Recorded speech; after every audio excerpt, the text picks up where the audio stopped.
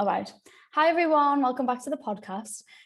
Today we are going to be joined by a very special guest.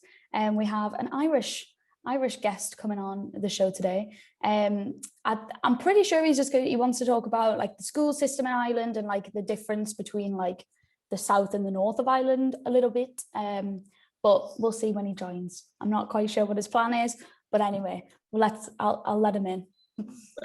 Okay. Welcome to the podcast. We have already done your introduction, but I didn't say your name or anything. So go, introduce yourself. Hello, I'm Domhnall Gregory and I'm from Ireland and I'm studying in Liverpool now. Yeah, so he's come to England, but he's originally from the north of Ireland. Mm-hmm.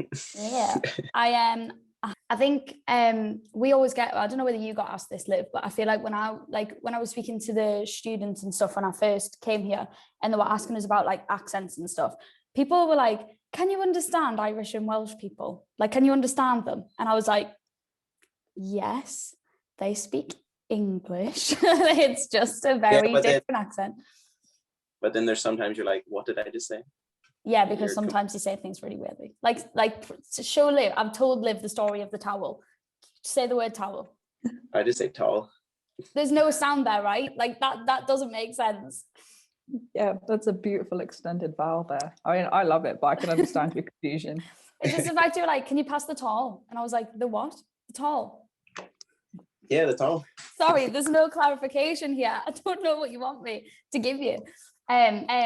Yeah, so everyone always asked me, they were like, oh, can you understand Welsh and Irish people? And I was like, yes, they speak English. But it's important to note that you actually have your own language, right? You have your own language. Yeah. So yes. I'm gonna get him to, can you say something in Irish? Maybe just say like, hi, my name's Domhnall in Irish. Giadich, es Misha Domhnall, Tame Mahoney, Litrum. It's Moilam and Pelgala. So there you go. Boom. I didn't understand any of the second bit. What was the second bit? I'm from Leitrim. I did. Yeah, so I just said I'm from Leitrim, and I like Gaelic, which is the sport of Ireland. The sport of Ireland. What is it? It's like football, right? Yeah, but it's it's like Aussie rules. If you ever played Aussie rules or know what Aussie rules is, it's where you can hand the ball in your hand as well, but you have to solo it. You can put your hand. So you can carry the ball in your hands, but every 4 steps or 4 seconds if you're sprinting, you have to toe tap it or bounce the ball. Sounds so confusing. It's just like basketball where you have to dribble. So it's like basketball and football have a baby. There's Gaelic. Yeah. And rugby. Why have you made a sport of all of the different sports? Why is that a thing? Well, the sport came around before football did, so. Oh, really? Wow. Yeah, it's way back. So Gaelic inspired the game of football. Okay, awesome. I think it came from hurling first, though. It came from where? Hurling was, okay. Hurling is the other sport which uses a stick and a slitter. A stick. Just go into the woods, find a stick, and that's what we're gonna use. It's called a hurl. That's why it's called hurling.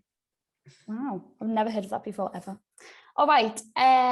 Do you want to talk about the what was the first thing you wanted to talk about, like the school system and stuff?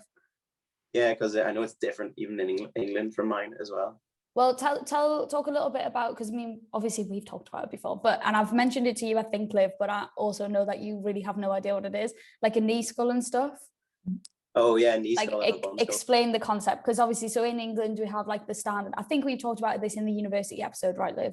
Like we have like a tiny bit, yeah. Yeah, nursery, primary school, sometimes a middle school, then high school, sixth form, university. But you have a different one, right? Kind of. Yeah, well, you can either go to an Irish medium school, which just teaches you in Irish, or you go to a school that teaches in English, and it depends what school you go to if you get taught Irish as well as another subject. How's that different to knee school? I didn't go to a knee school. So you just learn English? A knee school is in like nursery for Irish, like you learn Irish in nursery. Okay. Just. Okay. And then, whereas I went to just reception, which just taught me English. Okay. So you have the same ones as us, but you also have like the ones where you can learn Irish. Yeah. Yeah. It's very confusing. But we are different school.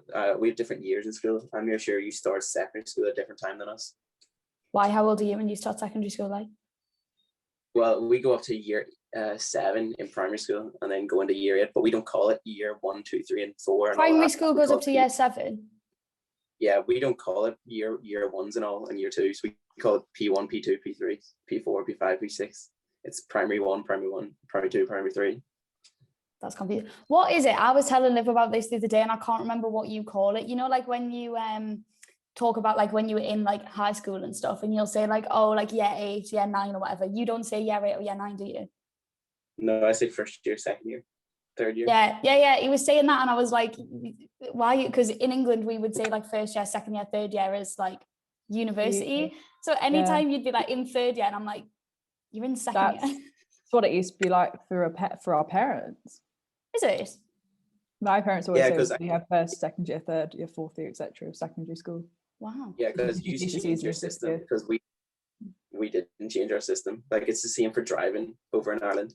We haven't changed our system to your system yet, or the new system. Wait, is this a stupid question? Do you drive on the left in Ireland?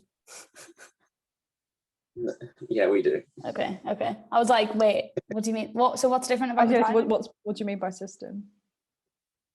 Like, because all right, so obviously when England is like such a like took over, they made their own rules and all for Ireland.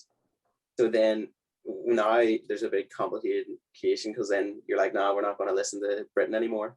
So then we just don't do what you do anymore. We just can't keep the same systems for some reason. So like when I pass my test, I get an R plate, which means I have to drive at 45 for a whole year, and I can't drive at 70 in the motorway or anything. I just have to keep it 45. Surely that's dangerous though.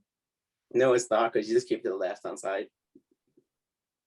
If I saw someone on the motorway driving 45 miles an hour, I'd be honestly terrified. I think it's a better rule because I could not trust anyone like for first year driving going 70 miles an hour. I wouldn't trust them. I guess the only thing I can understand it in like you're at least then in Ireland you're expecting to see people going at 45 miles an hour on a motorway. Yeah, so it's not quite as whereas if we're like if you suddenly were like someone's driving at 45 miles an hour on a motorway, they're causing an accident. Yeah, even if I'm driving on the motorway at home, because like where I live, because I live in the countryside, like you have to drive on motorways to get to my house. And like the amount of times I'll drive on that road and there's someone even doing 60 miles an hour and I'm like, do not go on the road at 60 miles an hour on this. Like that is so slow on a motorway. Like unless there's actual traffic, like you're going to cause an accident. You just are. So especially 45. But yeah, like you say, if you're expecting. Side note to the people listening, we're talking about miles per hour. So don't be concerned about how slowly we're driving. We're not going at 45 kilometers per hour. We have both back home. We have... So like it changes. Is one in the south and one in the north? Yeah, the north is miles per hour, but in certain areas it's obviously kilometers per hour. Or yeah. It also really freaks me out. This is a side note. One thing that really freaks me out about Ireland. So like if I'm watching TikToks and someone comes up with a very strong Irish accent, obviously for England, like I'd say I am. I don't know what you would say, Liv. I'm really good at telling where people are from in England based off accents. I've pretty much got it nailed now. Whereas Ireland, I'm like, I don't know. Like I could maybe tell the difference between like your accent and like a Dublin accent, but that's probably about it.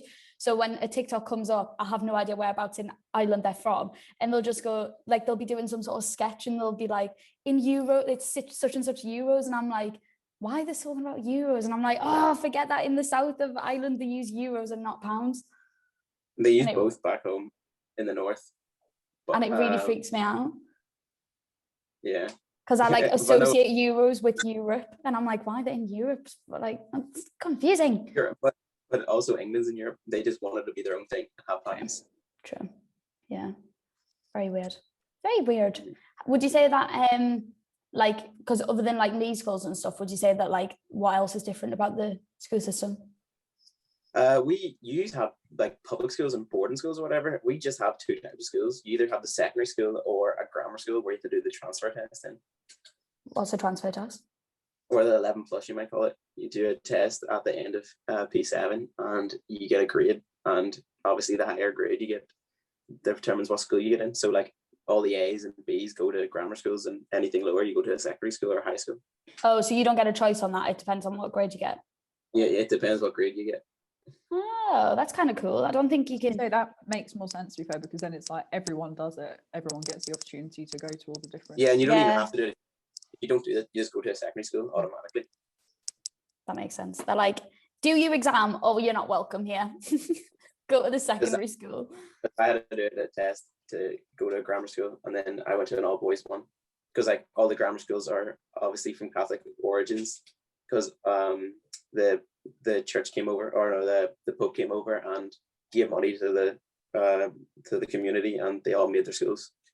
You went to an all girls school as well, didn't you, Liv? Yeah, but it was not religious. I didn't think this was such a common thing. Like, I swear I keep meeting so many people who went to like all boys or all girls school, and like I don't know. But England, it's just like where I'm from, every single town has at least 1 or 2 grammar schools. Like, it's just for where I'm from, like it's a really popular Essex and Kent thing. Yeah. And then just all grammar schools will be all boys and all girls, at least for the first 5 years. I mean, I think there is some in Newcastle. I think there's like Newcastle High for girls and Newcastle High for boys, but like I don't know anybody like who went. I don't know anyone from more north than Manchester who went to an all girls or all boys school. I just don't feel like it's as common. I don't know. Maybe it is. Yeah, I think it is. I think, yeah, just because like where I can only think of it as either grammar school or private schools that are all boys or all girls, like where I'm from.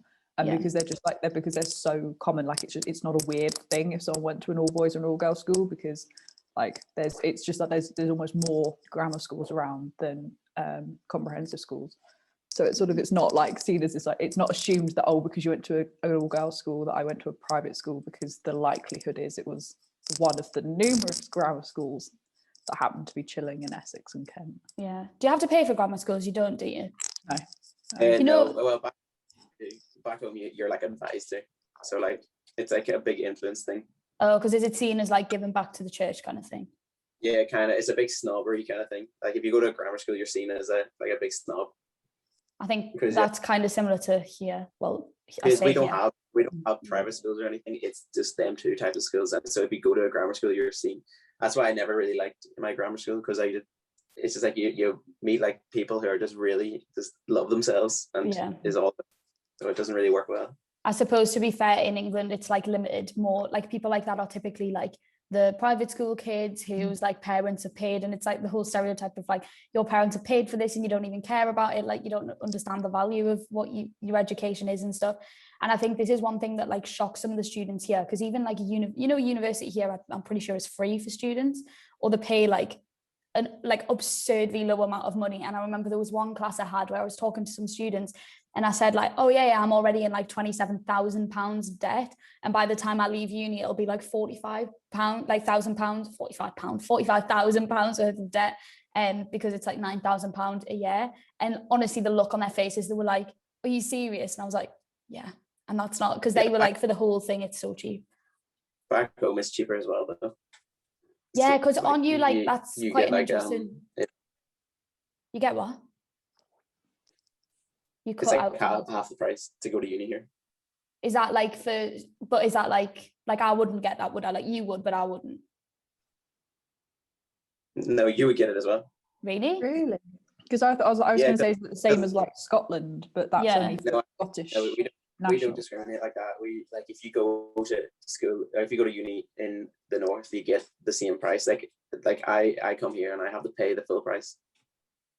That is ridiculous. Because for context, for the students who are watching, in Scotland, if you have like Scottish citizenship, or you've lived in Scotland for I think 5 years, right? You've got to be in there for 5 years. Then you get free university. It's in certain areas, like Edinburgh's free, Glasgow's free, but I don't think Edinburgh's free. I think you have to pay a fee. But it'll be like a severely reduced cost, right? Yeah. It's a reduced cost. It's not. For some reason, England just hates their students and loves to pay them. They're like, please, money, thank you. Yeah. Fun. Why did you choose to come to England and not stay in Ireland then? Like, if you could get such cheap education. My mum thinks I have middle child syndrome, and I just want to be different from everyone else. But no, loads of my mates were going over, so I was like, oh well, I might as well go over. Yeah. And why did you pick Liverpool? You didn't even come to an open day, did you? No, because I just like Liverpool, to be fair. I went before, so. Fair enough. I feel like Liverpool's quite a popular place for Irish people to come to because it's obviously like so easy because you can fly, you can get the ferry as well and stuff, can't you? I think because it's such an big Irish community over in Liverpool. Yeah. So it kind of makes them feel at home. Very cute. Very cute. I was going to Where's say, it gone? you said middle child. I feel like it would be interesting to talk about your family. Oh, he's Catholic. Well, anytime I like talk to, like when I first told my family, because for context, I don't even think I said this. Domhnall's my boyfriend. Just in case anyone, I don't think I mentioned that. And anytime I like, when I was telling my parents or like I think it was my granny who I was telling, I was like, oh yeah, like I've got a new boyfriend, he's from Ireland. And we were talking about family and she went, oh, so he's Catholic. And I was like, yeah. It's very funny. Yeah, so go on, tell us how many siblings you've got. Well, it's a stereotype for a Catholic to have a big family. Well, I kind of work into that stereotype, obviously, because I have 6 brothers. I always say like you're all boys. I know. Yeah. What are the chances? I mean, I know there are medically statistical chances, but still, like, pretty unlikely. Yeah. So, literally, like when I said, I was like, not only did your mother birth 7 children, not one of them came out as a girl. Like it just like blows my mind that that happened. But I remember like anyone I tell is just like so fascinated by that because like families in England are just like stereotypically smaller. Like me and Liv are both from families of 4, so we only have 1 sibling each. You're a family of 9. Yeah, I'd find that boring. I don't know about you, like, but like at Christmas, like it's great at like my house, like because there's like 18 people that come around and they're all immediate family, like because they're bringing their significant others and all over. But like for you, it's like 5 people coming over, maybe 6. No, I do.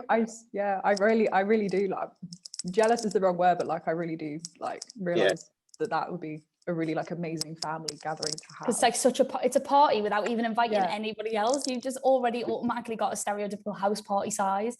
But I remember like when we like first started dating or whatever, and I was telling you about like because my family, like I said, is quite small. My mom's side of the family is very, very small. I only have 1 uncle, and my dad's side of the family, there's like 4 families on that side. So I was like, oh yeah, Domhnall, like my house gets like pretty busy on Christmas because there's like 20 of us at my grandma's, and you were like, yeah, my grandma's is like 100, and I was like, sorry, what? Because what is it like? Your dad's one of 8? Yeah, I think my dad's one of 8 or 7. And then your mom's one of 7 or 8. I think she's one of 6. Not far off though. and then you, so like your grandma and stuff had like the same amount of kids as your parents, so like there's just like so many of them, like the family tree. That's a just big bit of paper for that family tree. Yeah. Do you think that that's like really, because obviously I know we're talking about like that's a stereotype for Catholics, but like would you say that that's like really common in Ireland? Like out of your Irish friends, would you say that you know more people from big families or little families? No, I'm probably the biggest. Like it's usually the most common now is about 3 or 4 like kids. Okay. Yeah, I would say that's quite big for English families. Yeah, I still say it's quite big. Like I know more people that are like everyone that I know has a sibling or no siblings. I really do that. So boring. No, I would find that really boring. I don't know any only children. I don't think the most I know anyone has is my friend Molly has 4 brothers and sisters, but that's the biggest other than you, with you 6. And I find it really interesting as well because obviously with such a big family, you have such big age differences, don't you? Like you're not like middle in terms of like people, are you? You're not like you're not 3.5. Yeah, like you're not like the 3.5 child. Yeah, but no, like in terms of age, you are perfectly in the middle. You're perfectly in the middle, right? There's 9 years between me and then there's 9 years or 8 years between me and the youngest. So for context, his oldest brother is 30. Kevin's 30, right? No, he's 29. Or maybe he is 30. No, I swear you told me he was 30. It's 2021. He is 39. Yeah, and then you, Anton's 13. We established the other day. So and then complete. So then there's going to be 9 and 8. That's so crazy. I think that would be so interesting though. Like I do wish I had a bigger family. Like, I love my sister, but I wish I had more siblings. Like, I Well, always thought it was quite cool. I know I say it's amazing and all, but geez, you don't have personal space half of the time. Everyone's like on top of you. True, but you like that, don't you? Like, you like having like a I think I'm busy used house. to it.